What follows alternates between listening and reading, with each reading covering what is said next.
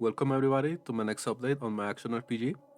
So in this update, I work on the combat, specifically the modifiers on items that affect combat. I have a lot to show, so let's get right into it. Okay, so before getting into the items, I'm going to explain the type of modifiers that I implemented. So the first one is on hit effects. On hit effects happen when you hit something with a skill. The next one is on kill effects. On kill effects happen when you kill a monster. The next one is on cooldown effects. On cooldown effects happen every interval. So this interval depends on the cooldown of the item. So they're going to happen automatically every amount of seconds. The next one is on use effects. These are gonna happen when you use something. In this case, when you use an elixir, something is gonna happen. So now I'm gonna showcase each one of these items one by one and showcase the modifier that I described. So let's get into the first one. Okay, so this first item, which I guess doesn't fall under the classification of modifiers, but it has a unique modifier as well, which is the last one. You cannot critically hit. So I have shown this before in another item, but I thought it was worthy to mention because it allows certain mechanics on the game to be enabled or disabled depending on if you have that modifier. Okay, so this is the second item. So this elixir, you can see it has a modifier at the top that creates a shock nova around you. It stuns monsters for 0.2 seconds. So this is an example of an item that creates an effect the moment you use it. Since it's an elixir, it's also gonna grant you the 3 modifiers below for a duration of 4 seconds. So the moment I use this, an effect is gonna happen and then it's gonna grant me the modifiers. You can see it created some shock nova around you. And then it also grants you the modifiers up here as a temporary effect. So that's the first type. So let's get into the next item. Okay, so this ring is the first item of the on hit effect type that I implemented. You can see there that the special modifier is colored differently than the others at the bottom. It's gain 6 mana on hit, no more once at 0.2 seconds. So what this does is, when you hit something, it's gonna give you some mana, but it has a small cooldown. This is an example of the cooldown system that I implemented in all of these modifiers. So they can happen as many times as I want, or I can add a small cooldown to them. Also, this is I don't know if I mentioned, but there are 3 different types on which skill can occur. So it can spawn a skill. So it can spawn a custom skill that does something custom as well. It can apply an instant effect, like in this case, it's gonna recover 6 mana instantly, or it can apply an effect, which is a buff or a debuff for a duration, with stacks and whatnot.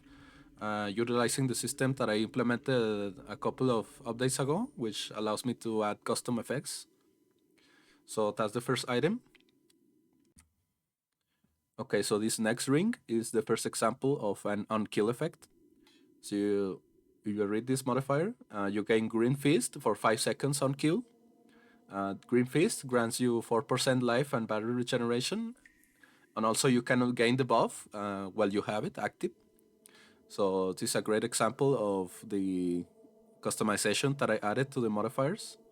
So this ring grants you a buff when you kill something on kill for 5 seconds, so it has a duration. That buff grants you some stats, in this case life and battery regeneration. And also utilizing the effect system, I can make it so that you cannot gain the effect if you already have it. So let's test this. So when I kill something, it's gonna grant me an effect, and it's not gonna refresh until the effect is over. So let's kill this slime. You can see again the effect here.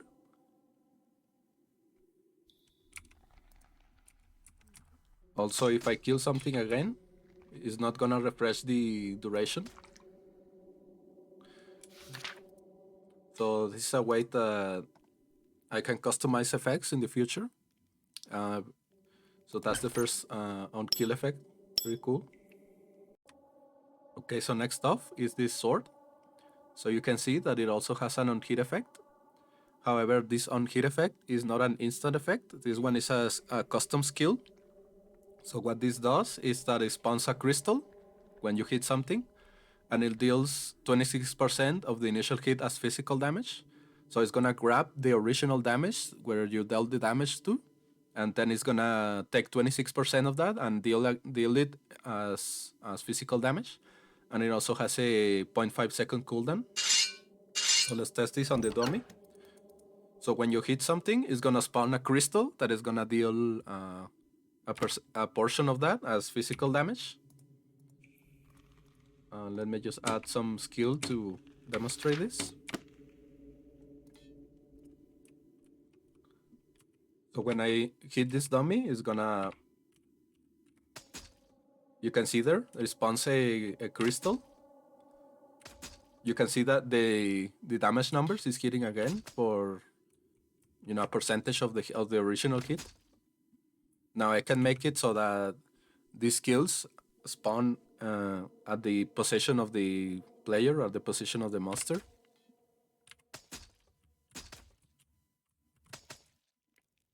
And it, of course, that's a cooldown. So if you somehow attack faster, you're not gonna be able to spawn it every time because it has an internal cooldown. So this is the next type of effect, the on hit which spawns a skill. Okay, so this axe is the next item. So you can see this axe also has a on kill effect. However, unlike the ring, this one doesn't grant you an effect. This one spawns a skill. You can see this one has a 100% chance to cause an explosion, which deals 273% of the max life as physical damage. So what this does is that it spawns a skill, in this case an explosion, which deals a percentage of the maximum life of the target. So this is another example of the customization in these types of effects. So in this case, I'm using a stat belonging to the target, in this case their max life. So I can use the max life of either the caster or the target to deal damage as physical. The explosion is a custom effect, just like the crystal. It's an effect that can occur. Also, unlike the other effects, this explosion can itself activate other on-hit effects. So the explosion itself can make other things explode if they kill them. So this creates some really fun chain effects when you kill multiple monsters. So you can see if I kill the monsters that are too close together, they are instantly killed.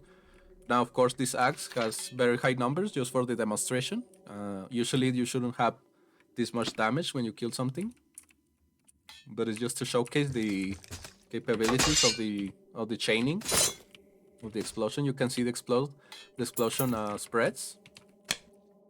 Also, you might notice that the monsters do not leave a corpse. That's because this item, I forgot to add it on the description, but I can also make it that on kill effects can remove corpses.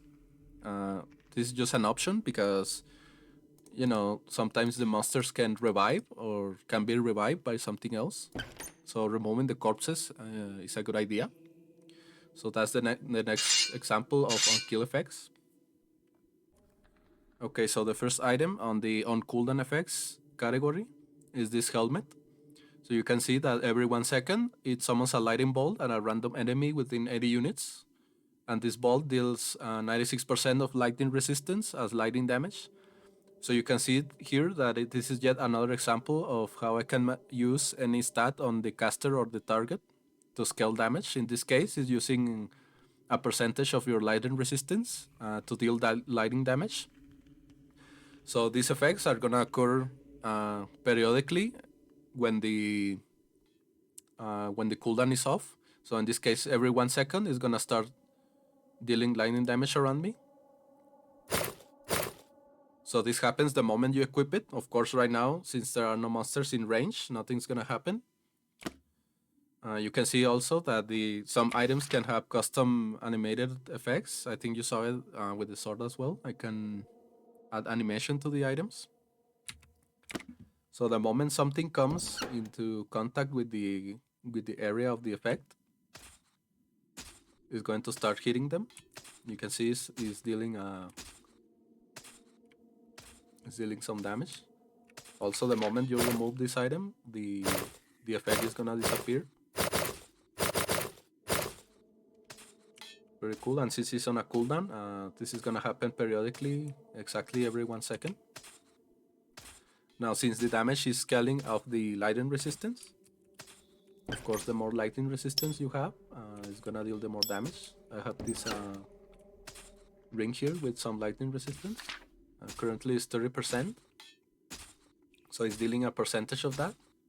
Of course, it's also taking into account all the other increases to the damage that I have. So if I put this on, it should be dealing more damage. You can see that the damage jumped to 51 there. So it's a pretty cool way to, design items that scale of different things, not necessarily your main damage. I can make it scale of your life and whatnot. So that's the example of the on cooldown effect. Okay, lastly, this is the unused effect. You can see that I implemented it on this elixir. So this elixir has a modifier that makes you take 20% of your maximum life as corrosion damage for 4 seconds, while also granting other positive modifiers. So this is an example of a negative modifier that items can have. It's a combination of things that I mentioned previously. Of course, utilizing your maximum life, so that's a way to scale damage differently. It's also applying an effect on the player. It applies a debuff and it also applies a buff. The buff, of course, is granting you the positive modifiers, and the debuff is granting you the damage that you're taking per second. So the moment you use this, you're gonna start losing life. Depending on how much corrosion resistance, you're gonna be able to mitigate that damage. So this itself gives you 15% corrosion resistance. So let's drink it. So since this is a vitality elixir as well, you can see that it also heals me for a percentage of my health when I use it.